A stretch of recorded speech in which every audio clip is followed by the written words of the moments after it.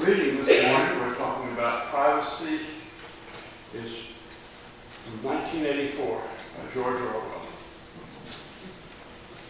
First chapter. It was a bright, cold day in April, and the clocks were striking 13. Winston Smith, his chin nuzzled into his breast in an effort to escape the vile wind, slipped quickly through the glass doors of Victory Mansions, though not quickly enough to prevent a swirl of gritty dust from entering along with him. The hallway smelled of boiled cabbage and old rag mats. At one end of it, a colored poster, too large for indoor display, had been tacked to the wall. It depicted simply an enormous face, more than a meter wide. The face of a man about 45, with a heavy black mustache and ruggedly handsome features. Winston made for the stairs. It was no use trying the lift. Even at the best of times, it was seldom working, and at present the electric current was cut off during daylight hours. It was part of the economy drive in preparation for Hate Week. The flat was 7 flights up, and Winston, who was 39 and had a varicose ulcer under his right ankle, went slowly, resting several times on the way. On each landing, opposite the lift shaft, the poster with the enormous face gazed from the wall. It was one of those pictures which are so contrived that the eyes follow you about when you move. "Big Brother is watching you," the caption beneath it ran. Inside the flat, a fruity voice was reading out a list of figures which had something to do with the production of pig iron. The voice came from an oblong metal plaque, like a dull mirror, which formed part of the surface of the right-hand wall. Winston turned a switch, and the voice sank somewhat, though the words were still distinguishable. The instrument, the telescreen it was called, could be dimmed, but there was no way of shutting it off completely.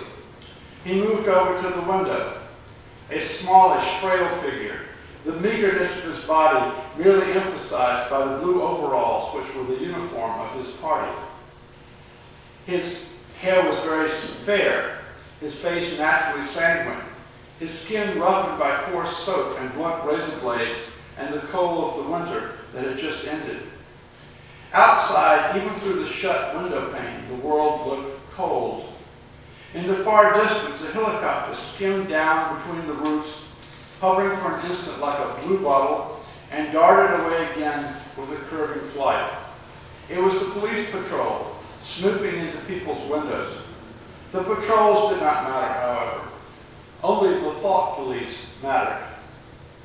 Behind Winston's back, the voice from the telescreen was still babbling away about pig iron and the overfulfillment of the 9th three-year plan. The telescreen received and transmitted simultaneously.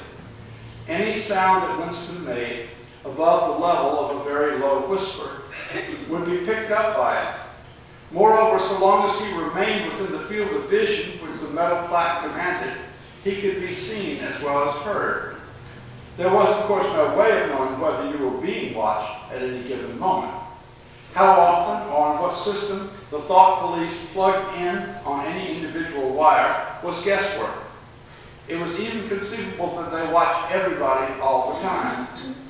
But at any rate, they could plug in your wire whenever they wanted to. You had to live, did live, a habit that became instinct in the assumption that every sound you made was overheard, and except in darkness, every movement scrutinized. Thus ends the lesson. What don't they know? I have preached on the internet, and I have preached on privacy before, but I haven't yet said the last word, and the internet is such a large part of our lives these days, and the implications for our privacy are actually now coming more and more into focus. So here is round 3 or 4, I've lost count. I seem to come back to this subject like a moth to a flame. The title of this sermon comes from a discussion we had in our soup and salad meeting a few weeks ago. If you haven't attended one of those, let me give a little plug. It's a really jolly crew that assembles at noon on Thursdays for a bite to eat and usually a short program which I don't announce in advance. Anyhow, we've just gotten into talking about Facebook and Google and how much information they were collecting on us. And one of you summed up all our fears in the question, what don't they know? After all, I have my email account with Google, and it therefore knows what I say in my emails. If I mention that I have a son in London, ads for bed and breakfast in London will appear in the margins of my Gmail account. I once bought a noseless bicycle seat after reading an article that this design was good for you. Now ads for the things show up on my Facebook page. I also have ads for networking sites for people who graduated high school in 1966, the year I did. Clearly someone knows what I have purchased, what year I went to high school, what city my son lives in. Is this something to worry about? What else do they know? There have been a spate of recent developments about privacy that brings this to the fore. First, on January 23rd, the U.S. Supreme Court handed down a decision in a case called United States versus Antoine Jones, which held that police need to get a search warrant before they can attach a global positioning system or GPS tracker to the car of a suspected drug dealer. Then second, less than a week later, an article appeared on the front page of the New York Times about the extensive use of GPS devices in private surveillance. A third item in the news recently is that Facebook, the largest social networking site on the internet, is getting ready to do an initial public offering, or IPO. It is seeking to raise $5 billion, but an article in the Times said it was estimated that the company is actually worth something like $200 billion, which makes it larger than Abbott Labs, Goldman Sachs, or Ford Motor Company. And here's the thing, the principal asset of Facebook is not cars, or widgets, or even mortgages or commercial paper. The principal asset of Facebook is the personal information that I and some of you share with it every day. And the same goes for Google. What don't they know? I can't answer that, but I can assume that they're going to seek to know more and more because they can make more and more money out of it. Just Friday, a news item said that the European Union was asking Google to delay implementation of a new privacy policy until it could study the impact on European citizens, who the article said are generally more concerned about their privacy than American citizens. That I found rather surprising. But if Europeans are more concerned than Americans, it may be because they have more intimate experience with totalitarian governments. It is almost a definition of totalitarian governments that the zone of personal privacy simply does not exist, and everything is open to scrutiny by the government. We can see this in the histories of fascist Europe before the Second World War, and of the communist system for the Bolshevik Revolution up until the fall of the Berlin Wall. But it was all creatively reimagined by George Orwell in his novel 1984, which was written in 1949, after Hitler and the Axis had been defeated and after the Iron Curtain had come down across Europe. Orwell introduced us to Newspeak, to the Thought Police, to the Ministry of Truth, which promoted lies, to the Ministry of Peace, which made war, to the Ministry of Love, which maintained law and order, and the Ministry of Plenty, which was concerned with coping with the chronic shortages in the centralized planned economy. The whole novel was concerned with the hero's attempt to get away from the government's all-seeing eyes and ears. In his own apartment, he finds a small corner which can't be seen by the telescreen, and that is where he writes in his diary. And he has later encounters with a lover by going way out into the country where they can rendezvous beyond the government cameras and microphones. But to read the novel 1984 in the year 2012 is not to say, boy, was this prediction of the future wrong. The fascist states were defeated in World War II. Most of the communist system collapsed of its own weight in the late 1980s, but there are still plenty of totalitarian governments in the world, and even the freest societies have elements of Orwell. If you think of how many lies are being told by candidates for president, you get some idea of how many lies can be told by the candidate once he or she becomes president. We have not had the wholesale suspension of civil liberties that some of us feared in the Nixon administration, but we have had a steady erosion in the name of the war on crime, the war on drugs, the war on terror. Wherever the government uses the war on rhetoric, civil libertarians instinctively brace for a new round of cutbacks on our liberties. Through drone technology, America now has the ability to kill anyone, anywhere in the world, without any risk to American lives. Cameras are everywhere. Microphones are everywhere. When you go into a bank, even when you do a deposit or withdrawal at the ATM, a sign asks you to remove your hat and sunglasses so the camera can get a good shot of your face. And all of that is why it's encouraging to see the present United States Supreme Court decide unanimously in favor of a citizen's right to privacy against the government. And it wasn't just the average Joe citizen or anyone heroic. It was that most despised of citizens, the cocaine dealer. Antoine Jones was suspected of dealing cocaine, and the police got a warrant to put a GPS tracker on his vehicle. This device attaches by magnets to the underside of the car. The owner doesn't know it's there. And it sends a signal allowing the police to track the car anywhere it goes. The problem was that the search warrant was good only for 10 days, and the cops didn't get around to putting the device on Jones's car until the 11th day. And the warrant was authorized by the District of Columbia, but they actually attached the bug when the car was in suburban Maryland. They then collected data on the car's movements for 28 days beyond that. So the police conduct was not within the scope authorized by the warrant. You might think, well, what does that matter? They at least got a warrant. I would have expected the conservative justices on the Supreme Court to say the error was harmless, since the judge had actually ruled that the police had probable cause for the search. I would never have expected that this set of facts would have resulted in a unanimous decision in favor of the drug dealer, which incidentally got him out of a life imprisonment. The court was unanimous that the Fourth Amendment, that piece of our Constitution would protect citizens against unreasonable searches and seizures, had been violated. But it was sharply divided on why.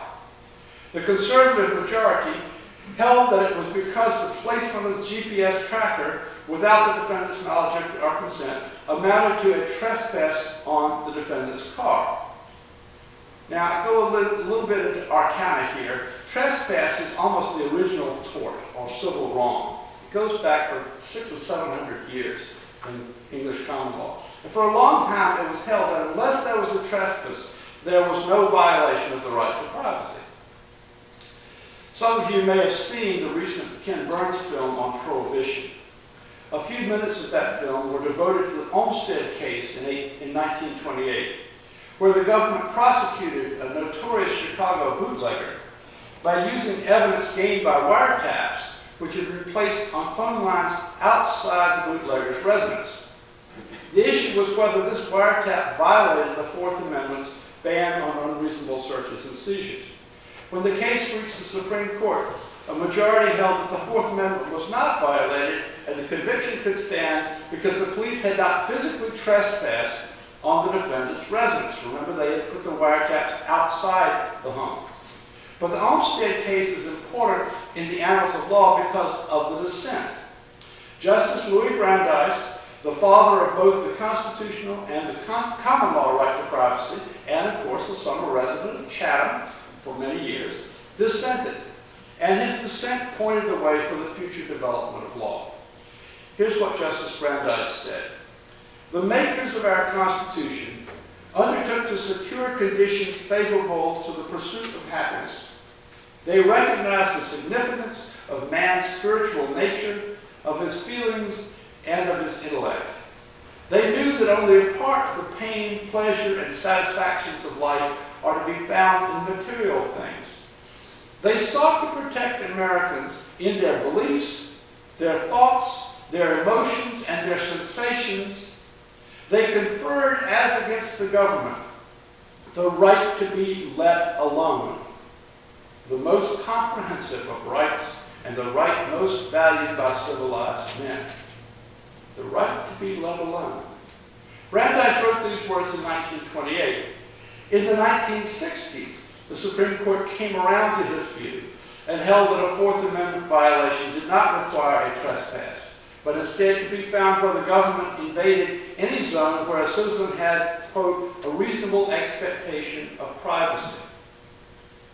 And that is what the other justices in the Jones case said last week. To put a GPS tracker on a car without the owner's knowledge and then to follow it for 28 days exceeded a reasonable expectation of privacy. But they were very uneasy with the lack of clear limits to their ruling. Justice Sotomayor, in particular, the court's newest justice, wrote a separate opinion in which she cataloged the kinds of information that GPS tracking can give the government.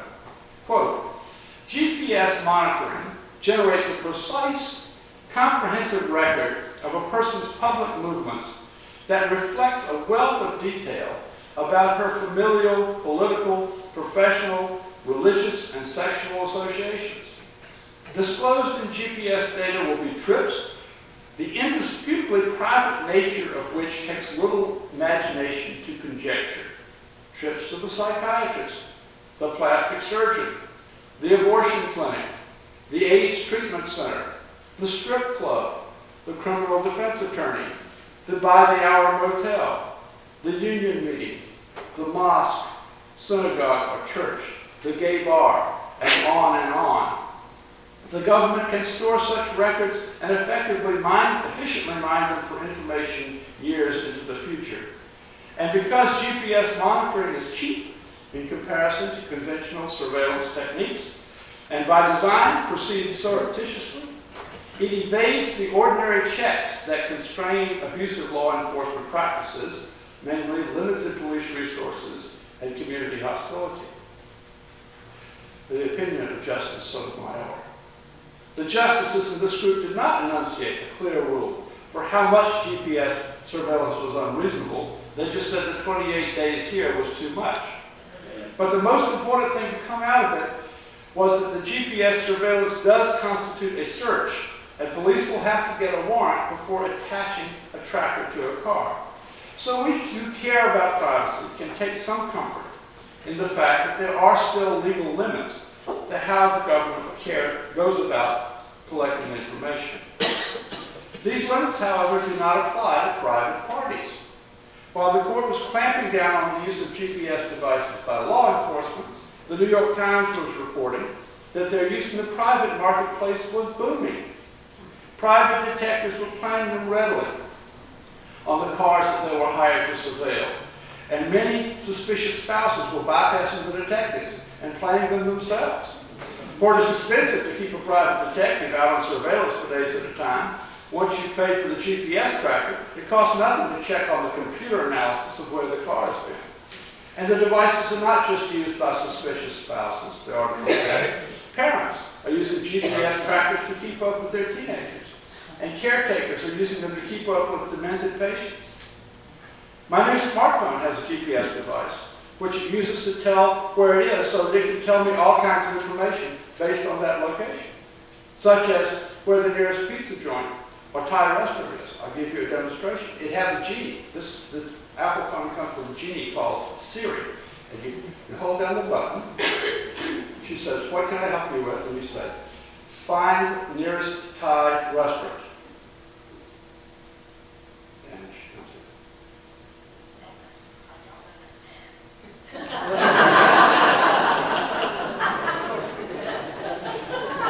in. Nearest Thai restaurant.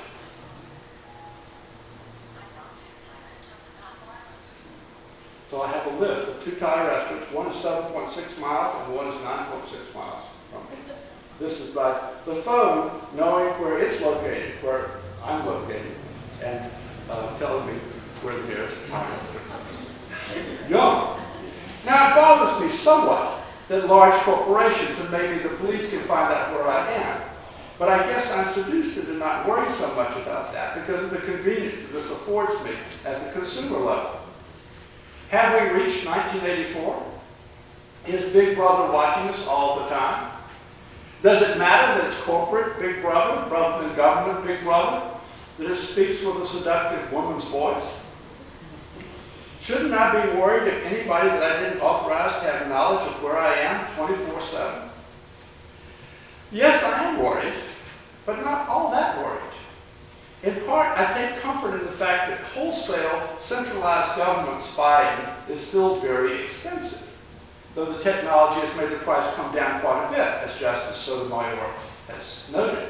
Real-life totalitarian states, as well as the fictional ones depicted in Orwell's novels, have to devote a great deal of their person power to spying on citizens and sifting through the data to find meaningful patterns.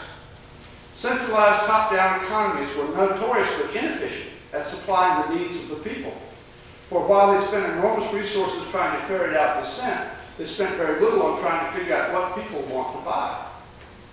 The spying that is going on through our current internet is mostly oriented toward figuring out what we will buy.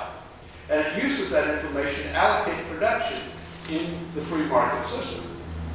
It's in my interest as a consumer to have the shelves stocked with the products I want when I'm ready to go to the store, or to be able to go to that Thai restaurant that I have a yearning for.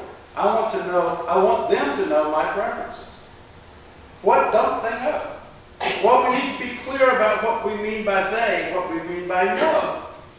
Computers, the internet, GPS devices, even this woman in my cell phone, have all vastly increased the efficiency of data collection of the present age, but my hunch is there are fewer actual humans digesting this information in our present capitalist democracies than there are or were in the totalitarian states of the past or present.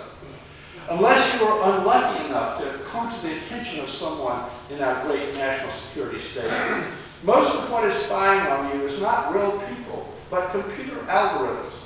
Bits of code which is set to detect particular words among the data you generate. For most of us, there is no they there. And what the computer algorithm knows is only that you have exhibited a preference for A instead of B, and thus the advertising you see will reflect that preference. This afternoon, for example, many of America's most prestigious corporations will spend millions of dollars in 30-second TV bits in the Super Bowl. All those dollars go into clever ideas for keeping your attention for those 30 seconds, but for only a few of us will that 30 seconds of attention result in the decision to buy the product. These same companies are finding that their ad dollars go further on Google and Facebook because it reaches the people who have already expressed an interest in the product which is advertised. But let's step back for a moment and ask, what is privacy for? Justice Brandeis founded the right to privacy on the right to be left alone. I value my solitude. I think it is precious to be able to walk the beach, to watch a sunrise, to sit quietly in my house and meditate. I value your privacy. You value my privacy. A lot of you won't call me at home unless it's a dire emergency because you respect my privacy. I appreciate that in you. But I value solitude for the connections that come out of it. The more we know about humans, the more we understand our deep relationality. The word religion comes from roots, which mean to bind together. We are all bound together in a garment of destiny, said Dr. King. And the trade-off for Google and Facebook knowing my preferences in consumer goods is that I get an unprecedented ability to connect with people that I can't be with physically. And this goes double for most of you too.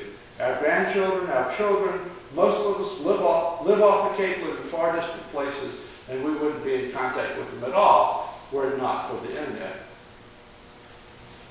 Our religious ancestors valued privacy, most in the question of beliefs. While the Puritan state depicted in Hawthorne's novel The Scarlet Letter was in many respects totalitarian, like the government in 1984, the actual Puritans developed something called the right of private conscience. which held that the ultimate questions, whether there was a God, the nature of humans, the purpose of life, or for each person to answer for him or herself. Out of this right of private conscience grew the liberal thinking which became Unitarianism in the 18th century. What don't they know? Though I put a lot of me out on the internet, I still don't think they know the most important part of me. They may know that I download All American Fiddle Tunes from the iTunes store, but they don't know the intense pleasure I get from listening to them. They don't know the fulfillment I get from serving this congregation, from visiting with you when you are in need, from helping you figure out this puzzle we call life. What don't they know? I think the most important thing is they don't know anything that can't be reduced to a market value. And if we're living our lives right, my friends, most of what matters is not matter. The things that count can't be counted. There's a spiritual realm which all the computer algorithms in the world will never get at. So I want to close with a bit of apt advice from Wendell Berry, one of my favorite poets, written in an earlier age, but probably more appropriate now than when it was written. It's called Manifesto, the Mad Farmer Liberation Front. Love the quick profit, the annual raise, vacation with pay, want more of everything ready-made, be afraid to know your neighbors and to die, and you will have a window in your head. Not even your future will be a mystery anymore.